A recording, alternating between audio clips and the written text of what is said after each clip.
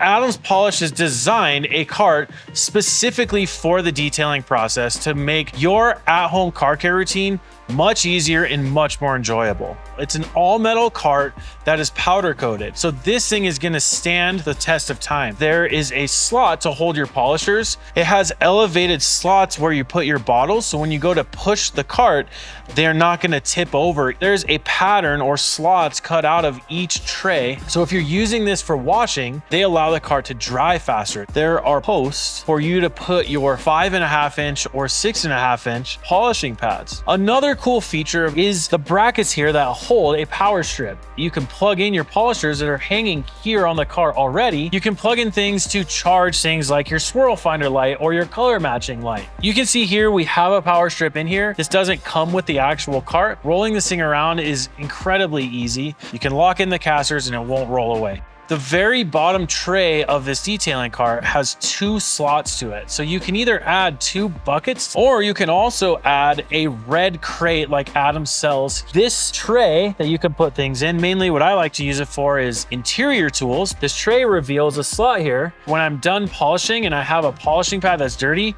I can just toss it in there and it will go into the crate. This was designed to enhance the detailing process. Pick up a pro detailing cart today.